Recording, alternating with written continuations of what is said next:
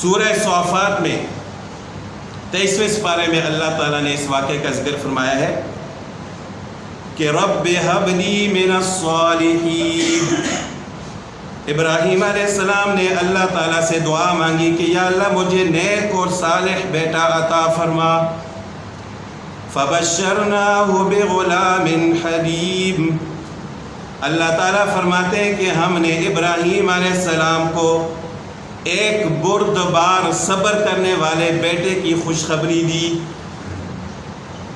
بڑھاپے کی عمر میں اللہ تعالیٰ نے ابراہیم علیہ السلام کو بیٹے کی خوشخبری دی، اور وہ بیٹا بھی ایسا ہوگا کہ جس طرح حضرت ابراہیم علیہ السلام امتحانوں پر صبر کرنے والے تھے، آپ کا بیٹا بھی اسی طرح امتحانوں میں صبر کرنے والا ہوگا. فلما بلغ معه السعي. اللہ تعالیٰ فرماتے ہیں کہ جب وہ بیٹا حضرت ابراہیم علیہ السلام کے ساتھ چلنے کے قابل ہوا، حضرت ابراہیم علیہ السلام کی انگلی پکڑ کر چلنے کے قابل ہوا، یعنی اس کی عمر 8 10 12 سال کی ہوئی، تو اللہ تعالیٰ نے حکم فرمایا قال یا بنی انی ارا فی المنام. اللہ تعالیٰ نے فرشتے کے ذریعے وحی نہیں بھیجی بلکہ خواب دکھایا. حضرت ابراہیم علیہ السلام نے خواب میں دیکھا کہ وہ اپنے اس بیٹے کو اللہ کے راستے میں قربان کر رہے ہیں، جو بیٹا اللہ تعالیٰ نے ان کو دعاؤں کے بعد بڑھاپے میں عطا فرمایا. کیونکہ انبیاء علیہ السلام کی خواب بھی، ان کا خواب بھی وہی ہوتا ہے. تو جب اللہ تعالیٰ نے حضرت ابراہیم علیہ السلام کو خواب دکھایا کہ وہ اپنے بیٹے کو ذبح فرما رہے ہیں، تو حضرت ابراہیم علیہ السلام سمجھ گئے کہ اللہ تعالیٰ کی طرف سے حکم ہے کہ میں اپنے اس پیارے اور لاڈلے بیٹے کو اللہ کے راستے میں قربان کروں.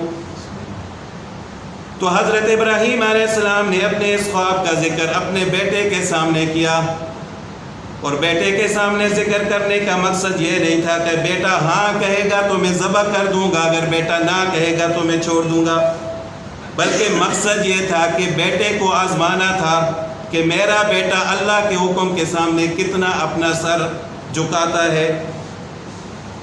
تو اللہ تعالیٰ فرماتے ہیں فلما بلغ معه السعي قال یا بنی انی ارا فی المنام انی اذبحک فانظر ماذا تری.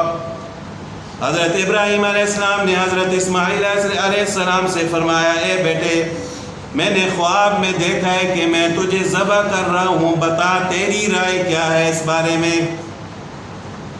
وہ بیٹا بھی تو خلیل اللہ کا بیٹا تھا، اور اللہ تعالیٰ نے پہلے ہی فرما دیا تھا کہ فَبَشَّرْنَاهُ بِغُلَامٍ حَلِيمٍ، کہ ہم آپ کو ایسا بیٹا عطا کریں گے جو صبر کرنے والا ہوگا، اللہ تعالیٰ کی فرما برداری کرنے والا ہوگا. اور اسی بیٹے کی اولاد میں سے اللہ تعالیٰ نے خاتم النبیین، سید الانبیاء، امام الانبیاء رسول اللہ صلی اللہ علیہ وسلم کو پیدا کرنا تھا. تو حضرت اسماعیل علیہ السلام نے فرمایا قال یا بنی انی ارا فی المنام انی اذبحک فانظر ماذا تری.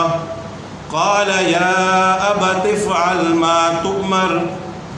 اسماعیل علیہ السلام نے فرمایا ابا جان میری رائے معلوم کرنے کی ضرورت نہیں ہے، جو اللہ نے آپ کو حکم دیا ہے اس کو پورا فرمائے. ستجدنی انشاء اللہ من الصابرین. انشاءاللہ آپ مجھے بھی صبر کرنے والوں میں سے پائیں گے. اگر آپ مجھے ذبح کرتے ہیں تو میں اف نہیں کہوں گا، انکار نہیں کروں گا، بھاگوں گا نہیں. اللہ کا حکم ہے کہ مجھے ذبح کرنا ہے تو آپ اللہ کے حکم کو پورا کریں. اسی کے بارے میں علامہ اقبال رحمۃ اللہ علیہ فرماتے ہیں سکھائی کس نے اسماعیل کو آداب فرزندی، وہ فیضان نظر تھا یا کہ مکتب کی کرامت تھی. سکھائے کس نے اسماعیل کو آداب فرزندی، کہ حضرت اسماعیل علیہ السلام کو بیٹا ہونے کے یہ آداب کس نے سکھائے؟ یہ تو اللہ تعالیٰ کی طرف سے عطا کرتا تھے.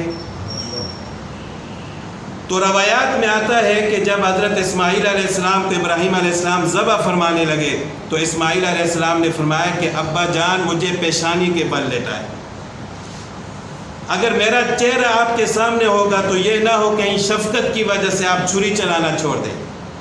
اور اس کا ذکر بھی، یہ گفتگو جو باپ اور بیٹے کے درمیان محبت والی گفتگو تھی، اس کا ذکر بھی اللہ تعالیٰ نے قرآن کریم میں فرمایا کہ فَلَمَّا أَسْلَمَا وَتَلَّهُ لِلْجَبِينِ، جب باپ اور بیٹے دونوں نے اللہ کا حکم پورا کر دیا تو حضرت ابراہیم علیہ السلام نے اسماعیل علیہ السلام کو پیشانی کے بل لٹایا، اور جب ذبح فرما دیا یعنی انہوں نے اپنی طرف سے چھری پھیر دی تو ہم نے آسمان سے آواز دی کہ اے ابراہیم، وَنَادَيْنَاهُ أَن يَا إِبْرَاهِيمُ قَدْ صَدَّقْتَ الرُّؤْيَا، آپ نے اپنا خواب سچا کر دکھایا ہے۔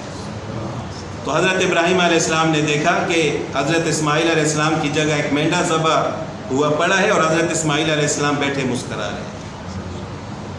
تو جب اللہ کے حکم کے سامنے کوئی شخص اپنا سر جھکا لیتا ہے تو اللہ تعالیٰ بھی اس کی اس قربانی کو ضائع نہیں فرماتے۔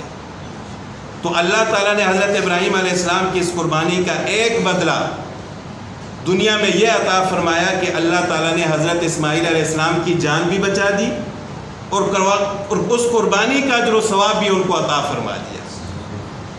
اور دوسرا بدلہ وَتَرَكْنَا عَلَيْهِ فِي الْآخِرِينَ، اللہ تعالیٰ فرماتے ہیں کہ ہم نے قیامت تک آنے والے لوگوں کے لیے آپ کی اس سنت کو جاری فرما دیا۔